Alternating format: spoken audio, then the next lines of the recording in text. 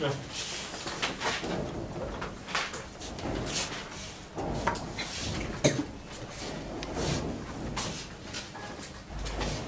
afternoon, ladies and gentlemen.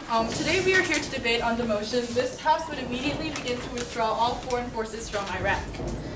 But before we begin, I would like to define some of the must-know terms in our motion. Immediately means within a time frame of 3 to 6 months, and this definition has been decided upon with the consent of both teams. Withdraw means to leave the place where the troops are currently stationed or fighting and return nearer home. And foreign forces mean military troops that are under the direct supervision of an individual government of individual governments of the country that is not concerned, because it's foreign. So. As the first speaker, I will present to you why a new policy like ours is absolutely necessary, and then go on to present the policy itself. Our second speaker, Hitek, will then go on to rebut the opposition's arguments and talk about the indisputable benefits and practicality of our policy. Our final speaker, Junyoung, will then describe to you the clashes and wrap up the debate. Firstly, I will tell you the history and status quo of this problem, and this will directly relate to the necessity of our policy. In March 2003, as you might all know, there was the Iraq invasion by the US-led coalition that quickly saw Saddam Hussein's collapse. Within a year, rapid victory of the Coalition Provisional Authority quickly swept away all Iraqi policing and armed forces, with relatively few casualties among coalition forces. As the coalition continued to invade the country, resistance only continued. It is vital that we take a good look at the insurgents or rebels' motives, which included 1. Loyalty to the former Hussein regime, 2. Fear among the minority Sunnis of Shia and Kurdish domination, and 3, which is most important, hatred for America, and 4. Resistance to foreign occupation amongst Shia elements of the population. Because of these strong ill feelings, the insurgents have been making use of terrorist tactics such as suicide bombs and attacks on not only the coalition servicemen and women, but also innocent civilians. To give you only a rough idea of how bad the situation has become, by 2 years ago, which was 2005, the death toll of U.S. forces since the invasion was already well over 2,000, and monthly casualty figures have been rising. As a result of the invasion and occupation, between 30,000 and 100,000 Iraqi civilians were dead by 2005. Do we really have to waste the time questioning why the coalition is detested, completely loathed, and always under the attack of insurgents? President Bush and his proponents' arguments about staying the course, like seeing it through, is all nonsense. The way to correct a crime is not to keep doing it or doing it some different, better way, but to stop doing it. The illegal invasion was a crime, the occupation is a crime, and there must be an end to all these crimes. Even today, as it has been for the past 4 years, missile strikes are being ordered on crowded cities, filling hospitals with mutilated bodies of young children while feeding war profits to their contributors. Talk about hypocrisy. Here's an example that might really refresh some hypocritical minds. In 2005, a 4-day U.S. military incursion in a place called Fallujah left 18 Iraqis dead. Days later, 4 American mercenaries were killed. In retaliation to those 4 deaths, U.S. forces had killed more than 600 people, including many women and children, by just a month later. Is this what you call justice? Because this is what I call collective punishment. And it wouldn't be an overstatement to say that this bears a liking to what the Nazis did in Europe.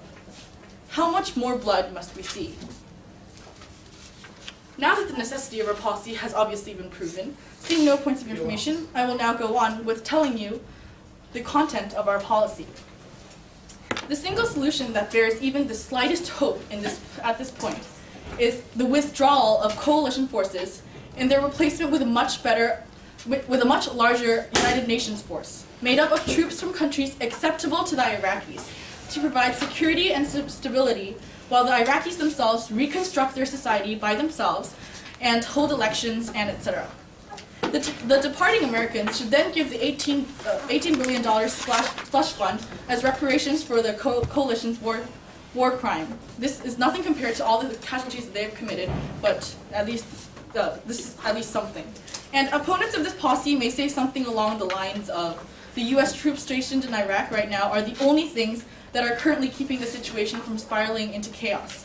But for how much longer will you be under this false impression? The current chaos is only happening because of the ardent hatred against America. When we replace this with UN forces, they will be able to keep things under much better control. The one and only solution is to pass this flawless policy. Thank you.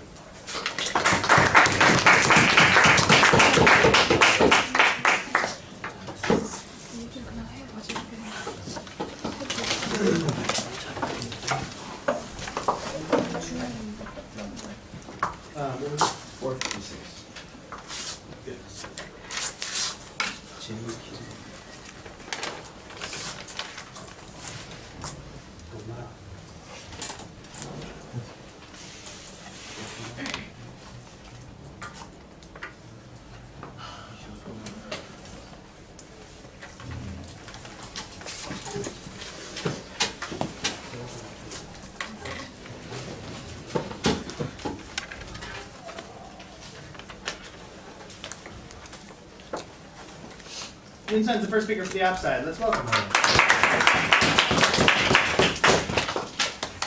Good afternoon, ladies and gentlemen. Once again, today's motion is this House would immediately begin the withdrawal of troops from Iraq. As the opposition side, our team's burden is to prove that the proposition side's policy is unnecessary, harmful, and impractical. As the first speaker, I will explain mainly about the needlessness of the policy. Then our second speaker, Daewon, will elaborate on the harm and the impracticality of the policy. Finally, our third speaker, Insaf, will summarize our arguments and wrap up the whole debate. Before I go on my arguments, I would like to point out some of the fallacies of what the proposition side has mentioned. The proposition side's first speaker has mentioned that a lot of Iraqis, including women and children and also civilians, were killed and injured by the attacks of foreign troops. However, in contrast of those the damages the foreign troops have caused, they have also helped civilians and keep their safety. Yes. If we're there helping the Iraqis, are we allowed to make casualties in the land we are to help? So the foreign forces are inside Iraq, yes, and they're disguised as helping Iraqis, but you said that they are also making casualties there. So if we're there to help them, are we allowed to injure them also? I didn't mean that because the foreign troops help the civilians that they have the rights to damage. Kill the civilians. I'm just saying that they also have positive influences, and they also support health to the Iraqis. Now I will go on with my arguments. Ladies and gentlemen, because of the foreign forces, the status quo of Iraq is improving. Since long time ago, there has been tense conflicts going between Iraq's two major groups, Sunni and Shiite. They were fighting each other since long time ago, and they're still fighting each other right now when there's a war going on in their own country. The foreign troops are right in the middle of these two groups. As the third group, foreign troops try to stop the conflict between the Sunnis and the Shiites. Another point of information. Yes. The foreign troops are. You said that the foreign troops are inside the middle of the Sunnis and Shiites, but yeah, among the foreign troops, around 80% are Americans, but the Iraqis are. Well, the Sunnis and Shiites are anti-American. Won't it make it worse? What do you mean by make it worse? Won't it make the fighting situation worse because they're going to fight with the foreign forces also? Not just between those two. There's one more military force, so that it will cause more blood to flow. Well, because foreign troops are neutral between those two groups, they can kind of neutralize the conflicts. By settling down the domestic conflict, the foreign forces contribute to the restoration of the nation's stability and peace.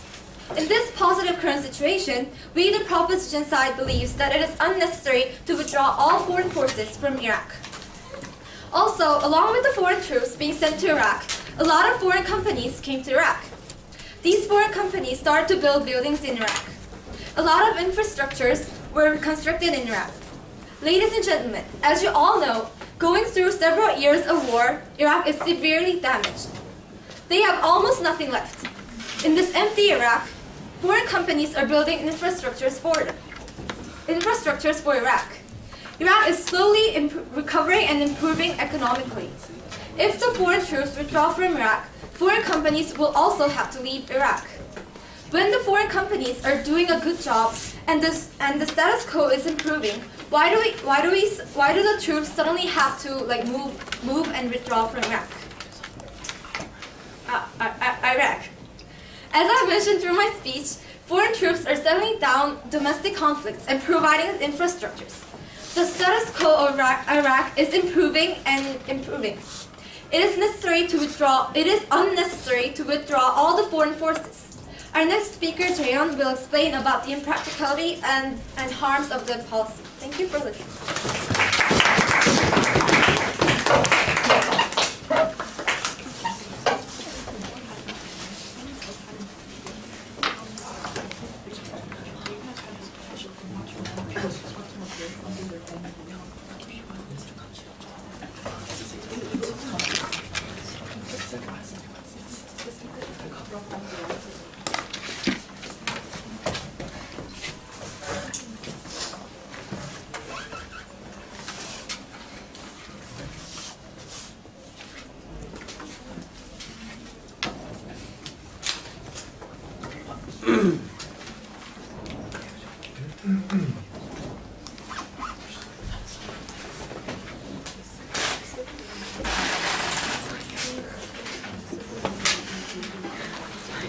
P-Tech is the next speaker for the proposition side.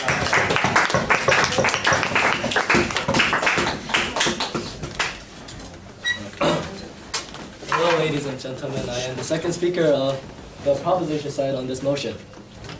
Well, I'll start with some rebuttals on the opposition side, what the opposition side mentioned. Our policy was to withdraw all foreign troops from Iraq and instead put in UN peacekeeping troops into Iraq so that we could keep the military, so that they can still help build the infrastructure. And we said that we will actually send some, we'll fund them so that they won't need any they won't meet a financial crisis. What they have said is that foreign troops are neutral, but however, ladies and gentlemen, the Sunni and the Shiites are anti-American groups. They hate America. If they are currently fighting in Iraq and America's inside the middle trying to diminish the problem, it will actually make the problem worse, because the casualties that happen from the suicide bombings are towards the foreign forces from the anti-American feeling. Therefore, they said that it's unnecessary, but actually, if 80% of the foreign forces are American and the Iraqs hate Americans, this policy quite seems necessary to me. And also about the infrastructure, they mentioned that the foreign troops are there to help build the infrastructure of the ruins of Iraq. But however, should we actually sacrifice the civilians to rebuild this infrastructure? As I said before, we are not here to say that we will retreat all the military forces and leave them with just chaos. We are saying that we will provide the new military forces if we withdraw the main American foreign forces. And once again, ladies and gentlemen, I'll continue my speech. I am here to talk about our policy. I believe that for a policy to be recognized as a good policy, it needs to fulfill three factors. One is necessity, two, practicality, and three, the benefits that will count as incentives to carry out this policy. Thankfully, our team's first speaker, Soyoung, mentioned about the necessity of this policy. Now I will continue on with the practicality and the benefits. First, benefits. Iraq is currently almost in a state of civil war, which they didn't mention. The Sunnis and Shiites are fighting against each other, and very in deep peril. Some part of it is because of the different opinions on keeping foreign troops in domestic grounds. Well, we can't say that we are doing the foreign troops are doing the right job because no one will like someone in their own houses. The initial goal for sending the coalition troops were to catch Saddam Hussein and stop his dictatorship and reconstruct Iraq. Saddam Hussein wasn't caught as fast as we thought he would, but fortunately he was caught later. That is why the troops stayed in that country for so long. But Saddam Hussein was caught, and the troops are making casualty, like the opposition side mentioned. Yes. You just mentioned that the Iraq is currently in a chaos, and then you mentioned that we should pull back troops from Iraq. But if the Iraq is in such a chaos, shouldn't we be the ones to help them because we were the ones to make war, as you quote from you? Yes, thank you. But unfortunately, I have mentioned that we're not saying take out all the troops and just leave it like that. We're saying take out the troops and put in neutral UN peacekeeping troops so that it could actually neutralize the situation. The situation in Iraq is really dangerous because the Sunnis and Shiites and the Kurds actually have anti-American feelings against the Americans. But I said that the foreign forces are mainly constructed of 80% of American forces. How will this actually neutralize the effect, the situation?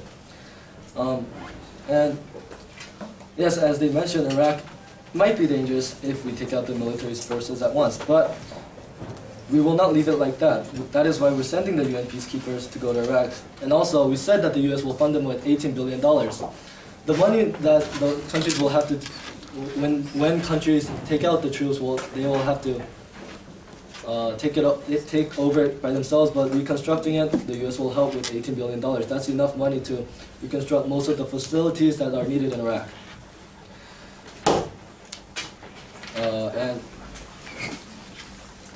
Again, our policies talks about money, the finance, which is the most important thing that they will probably be concerned of, and it talks about how we can actually make this situation better. Therefore, I beg you to vote for our side of that. Thank you.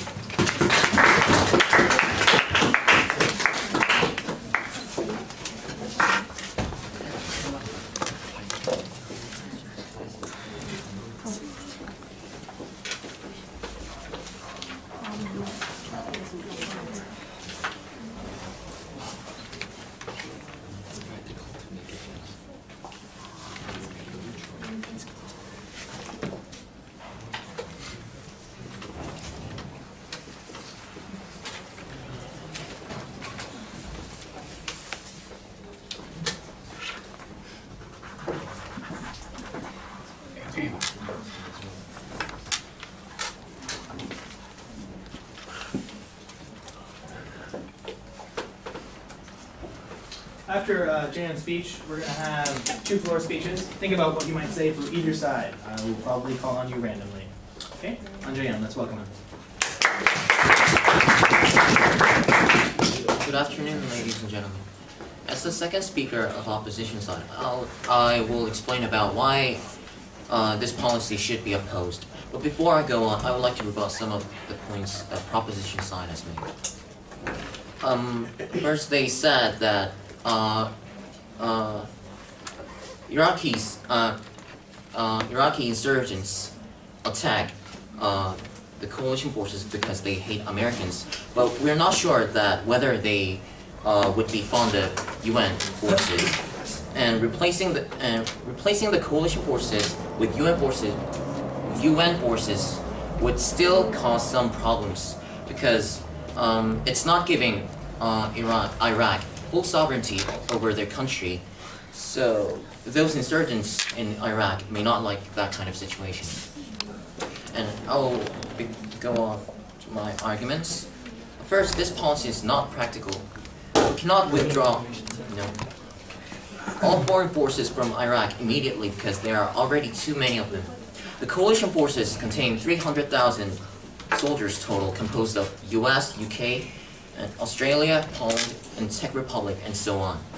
The battle between coalition forces and Iraqi soldiers still doesn't end, and the country is still in a chaotic situation.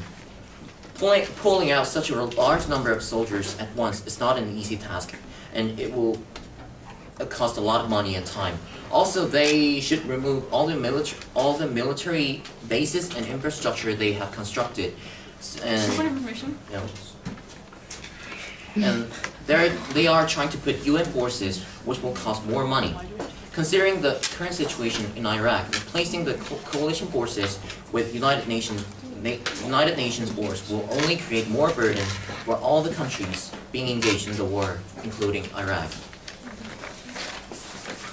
And secondly, the idea of making UN come into Iraq and deal with the problems is quite contradictory because it was the UN at the first place that opposed the war itself and the plan of composing the coalition forces.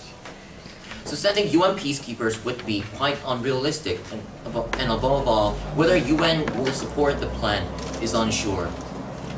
So, ladies and gentlemen, this policy is very unrealistic, impractical, and it would not give much benefits for Iraq. So please support our side.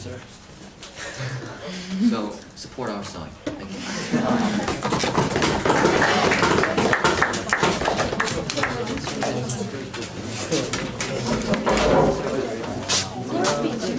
More speeches.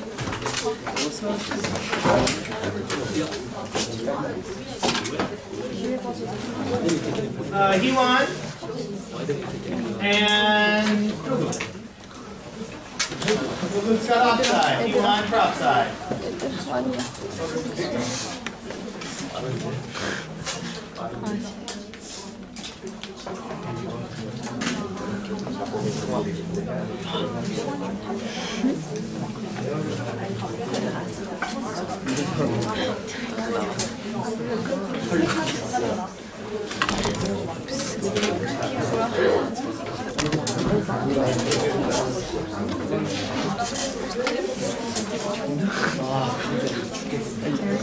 Okay, let's turn the camera to Daewon.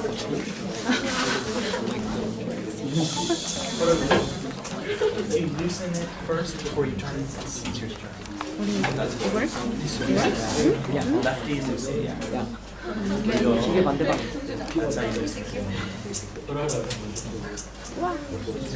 Okay, Daewon. Ladies and gentlemen, here the proposition would like to take out the coalition forces and put in UN peacekeeping forces in order to promote peace in Iraq. Currently, as mentioned by the proposition speakers, the current situation in Iraq, many innocent people, many children, women, are being killed and being sacrificed due to the brutal American troops. Therefore, for the sake of these poor innocent people, I believe that we should vote for the proposition.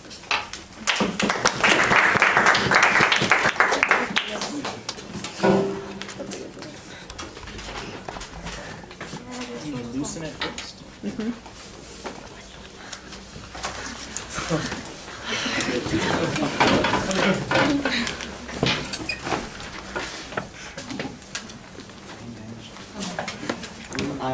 I admit that some foreign troops are causing some problems such as casualties, but that cannot be a reason to withdraw all foreign forces from Iraq. There are foreign forces like Korean Jaetung troops that are making some good progress. And next, the prop team is actually contradicting the motion. Once again, the motion is to immediately begin to withdraw all foreign forces from Iraq. And they said they will replace the foreign forces to UN peacekeeping force, troops. Isn't UN peacekeeping troops a foreign force? I want to question that. Can I answer? No, you can't. Very good. Thank you, floor speakers. Very good. Isak is the final opposition speaker. Let's welcome him.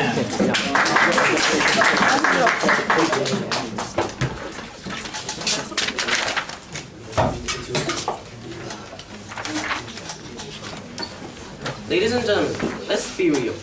First, let's start off reading the motion again. This House will immediately begin to withdraw all foreign forces. Now, ladies and gentlemen, the key word in this debate is immediately. Ladies and gentlemen, have you heard about the IRA in Ireland? Well, to briefly summarize the situation there, is that England cannot pull back troops from Ireland because as soon as the troops are pulled back, Ireland will be stained by bloods from fight between IRA and the Irish government. Now, let's assume that we pull out all foreign forces, including US, out of Iraq. Within moments, the rebelling forces are going to rebel, and it's going to attack the unstable, vulnerable Iraqi government. Ladies and gentlemen, the sole reason why the proposition believes that the motion is practical and that it's going to succeed is because they just do not have the concept of what's going on. They're just too naive. On that point, sir. No, thank you. Please. The first speaker for the proposition, Soyoung, mentioned that there's still ill feelings for America and the hostile attitudes from the citizens of Iraq. As the prop side argued, the war has caused too much victims, but the invasion did occur. We can't do anything about the past, but rather we should focus more on the present status quo by taking care of Iraq and the citizens. That's what we're doing right now. Constructive works and implementing the reestablishment of the government. Now, the second speaker, Hitek, I want to mention that you should, in your arguments, be more realistic. Can we really send UN forces when withdrawing all foreign forces? Will the countries like US agree to pull back troops when the countries where the fuels are produced, when the countries who produce fuels, mainly oils, are going to be in a total chaos? Moreover, how can you assume that UN is neutral when the strongest force in UN itself is US? Now, the policy the opposition mentioned today can be represented by one word: harmful. It is harmful for Iraq, our country, US, and the world. Iraq, first of all, will be the most direct victim. The whole country is going to be in war, in chaos, in anarchy, without, no thank you, anyone to look after them. The current status quo of Iraq is that the Iraqi government cannot fully stand by itself. Not only the country itself will be affected, but also our country, and US, and the whole world is going to be affected. Why is this so? Though Arabian countries are regionally converged into one place, their beliefs are quite different from one another. The whole Arabian nations will soon be in fire, and that means that the source of oil would be depleted. It goes without saying that the oil prices will skyrocket, not to mention the billions of cars throughout the globe. Ladies and gentlemen, please do not be mistaken. Our side is not arguing that we should be satisfied with the status quo. Our side is arguing that we should make foreign forces stay there for. We're not arguing that we should make foreign forces stay there forever. We should proceed. We should certainly cut back troops from Iraq. But before we hastily take these actions, ladies and gentlemen, we should first make the current government better, to make them stand the current situation by themselves. Ladies and gentlemen, have you seen Zaytun troops doing reconstructive works in Iraq? What we're trying to accomplish is to help Iraq recover from the previous war damage that they suffered. Ladies and gentlemen, please vote for our motion and we beg you to contribute to the growth of Iraq and the world as a whole. Thank you.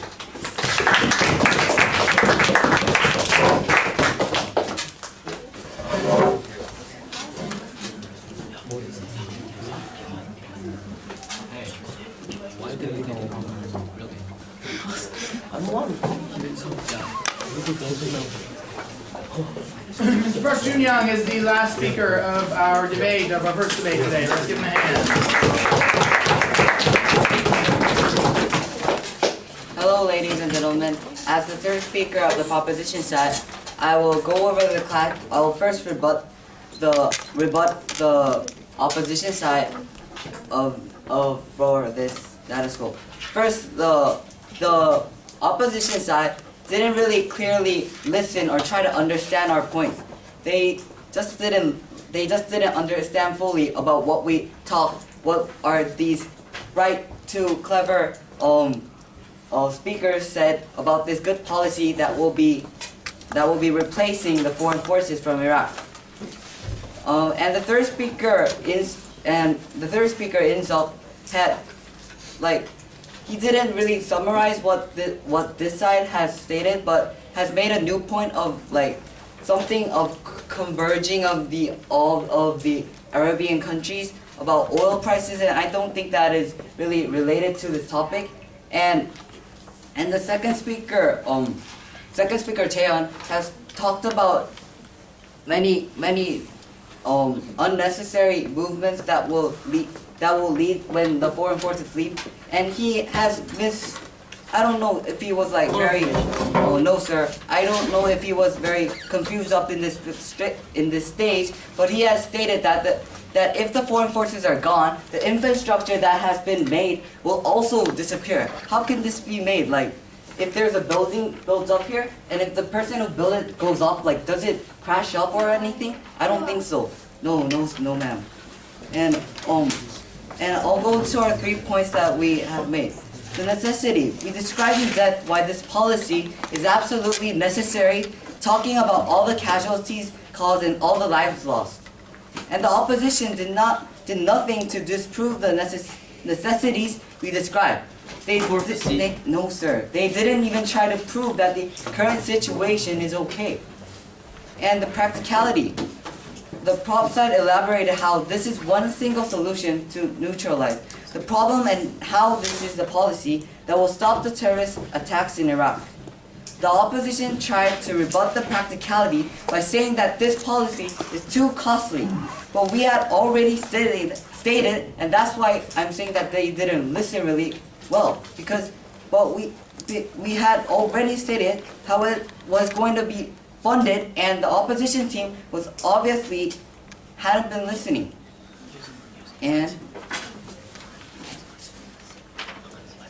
And before proceed. No sir. And finally, our policy is the one and the okay. And what our first speaker has told was that the single solution that bears even the slightest hope is the immediate withdrawal of coalition forces and their replacement with the much larger United Nations force, made up troops from countries acceptable to the Iraqis, to provide security and stability while the Iraqis themselves reconstruct their society, hold elections, and etc. So, and finally, Operation Iraq is doing hundreds of courses in its courses, and it only becomes clearer by the hour that there is only one way for America to end this stomach-churning nightmare it has created, and get out. Our policy is the one and only solution. Thank you.